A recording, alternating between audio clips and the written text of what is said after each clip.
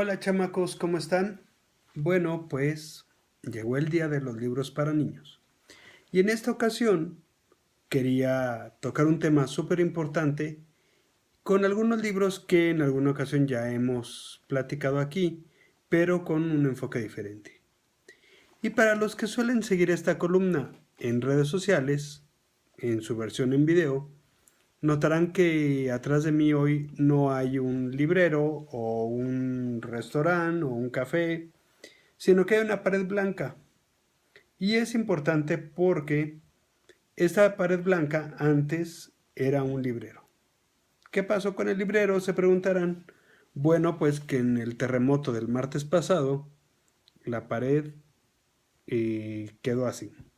Se vino abajo el librero con, calculo que unos 300 libros para niños que tenía yo ahí, y que al abrir la puerta de casa, porque afortunadamente no estábamos aquí cuando el terremoto sucedió, pues fue un poco impresionante ver cómo había quedado esto.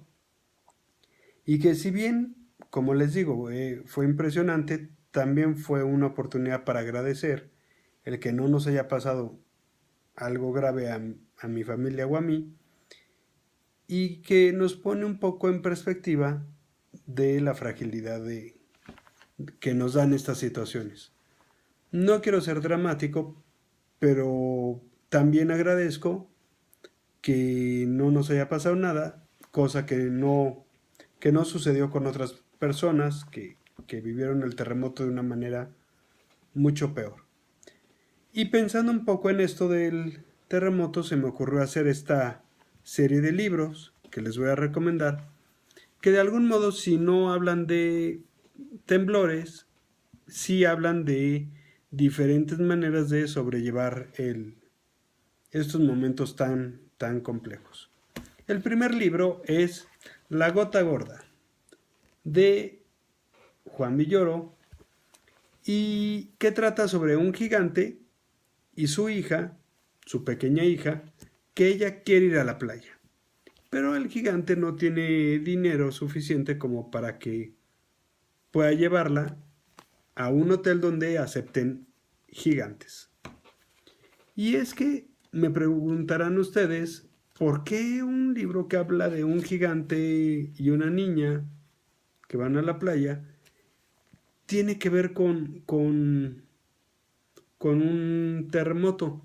Bueno, pues resulta que en alguna ocasión entrevistando a Juan Villoro, justamente por este libro, me contaba que la idea de esta historia fue a partir de un terremoto que hubo en Chile, y que al verse tan lejos de su hija y esta fragilidad que la distancia daba, pues se le ocurrió escribirle esta historia.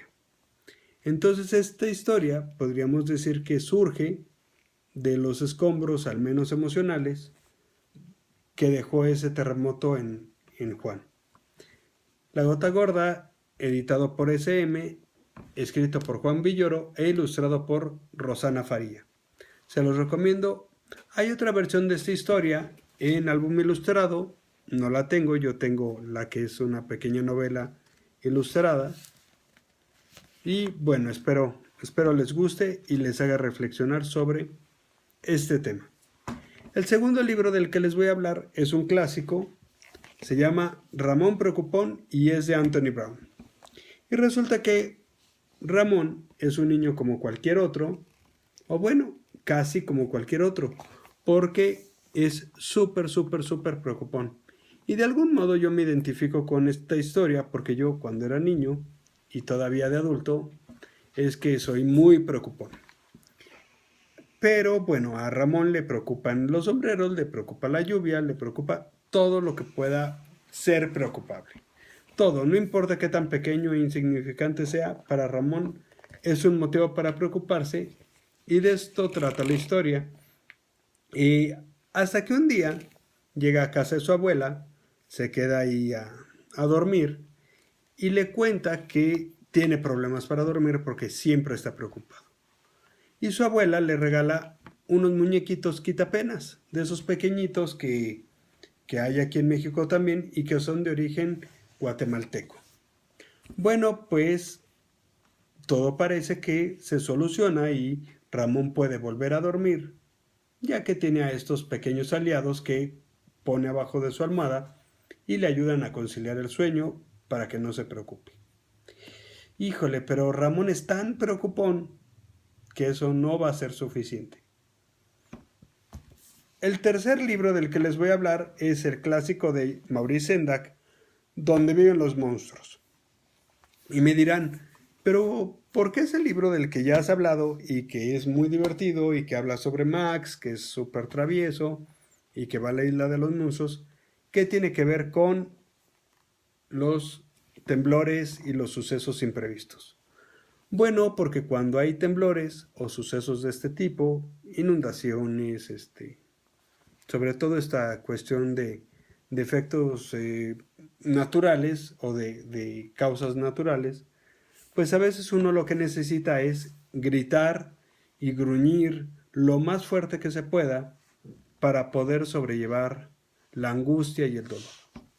Los invito a que lean Donde vean los monstruos de Mary Sendak con este enfoque que les comento.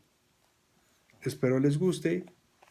Es muy interesante. Maurice Sendak siempre tiene grandes lecciones en sus libros, de manera muy velada, pero también muy intencional. El cuarto libro del que les voy a hablar es otro clásico, El pájaro del alma, de Michal Snunit, el cual es un auténtico poema, es fabuloso, es muy bonito en las ilustraciones, como muchos de los álbumes, pero sobre todo es que tiene un sentimiento muy, muy, muy fuerte a lo largo de toda la historia. Y es que el pájaro del alma habita en lo más profundo de nosotros y la historia habla sobre este sentimiento que uno trae y que es tan cambiante y que sencillamente habla de lo que sentimos y cómo lo sentimos. Es increíble, a muchos niños les gusta esta historia. Es un libro extraordinario, ya tiene mucho tiempo que lo editó Fondo de Cultura Económica, pero sigue vendiéndose, lo encuentran en librerías y es hermoso absolutamente. Si como adulto no lo han leído o de adulto no lo han leído, se los recomiendo.